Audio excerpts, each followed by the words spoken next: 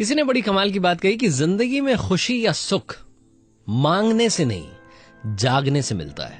My FM से मैं हूं आरजे कार्तिक। एक छोटी सी कहानी। एक बार एक राजा अपने सैनिकों के साथ में शिकार पर निकला और जब भी वो राजा शिकार पर जाता था उसके साथ में कुछ उसके विश्वसनीय सैनिक जाते थे और साथ में जाता था एक हाथी जिसका नाम था बाला। राजा साहब की जान उसमें बसती थी, ऐसा वहां के लोग कहते थे। शिकार पर जब निकले तो पूरे दिन उनसे कोई शिकार नहीं हुआ। शाम हो गई तो राजा साहब ने सोचा कि आज जंगल में रुकते हैं रात में और सुबह सुबह कोई शिकार कर लेंगे। अब हर बार हाथी को इसलिए भी साथ में ले जाते थे कि भाई जो भी शिकार होगा उसको हाथी पर लाद करके वापस ले आएंगे। अगली सुबह जो सैनिक थे राजा के वो उस हाथी को लेकर के गए नहलाने के लिए। जंगल के बीच में एक तालाब था और वो हाथी नहाते नहाते दलदल में फंस गया। अब इन सैनिकों ने बड़ी कोशिश की उसको बाहर निकालने की, लेकिन वो निकला नहीं।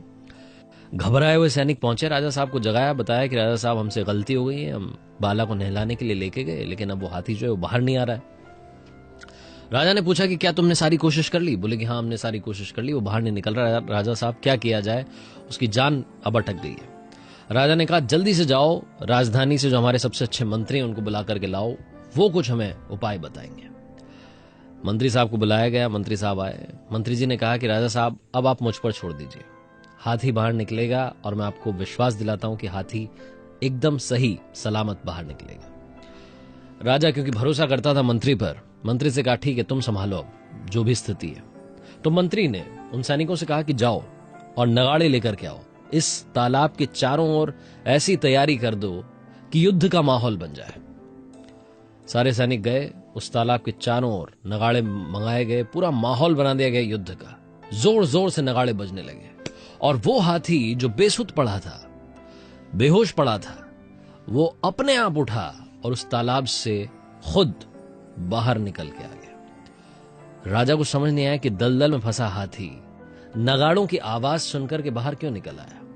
तो उसने पूछा मंत्री से कि मंत्री साहब ये चमत्कार कैसे हुआ? तो मंत्री जी ने बताया कि राजा साहब आपका हाथी फिजिकली यानी कि जो शारीरिक रूप से बिल्कुल सही था, उसको कोई समस्या नहीं थी, उसको सिर्फ उत्साह की जरूरत थी और वो उत्साह उसको इस नगाड़े की आवाज ने दिया। उसको लगा कि वो युद्ध में, उसको लगा कि आपको उसकी जरूरत है और भाला चलाया।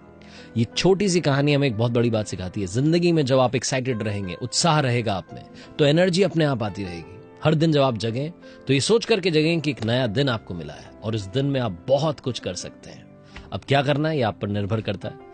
इसीलिए आपसे कहता हूं कर दिखाओ कुछ ऐसा कि दुनिया करना चाहे आपके जैसा। हाँ, याद रखिए अगर आप कुछ अच्छा सुन रहे हैं तो आप माय एफएम सुन रहे हैं। चलो आज कुछ अच्छा सुनते हैं। हर सोमवार सुबह 9:30 बजे मेरे पेज पर एक नई कहानी।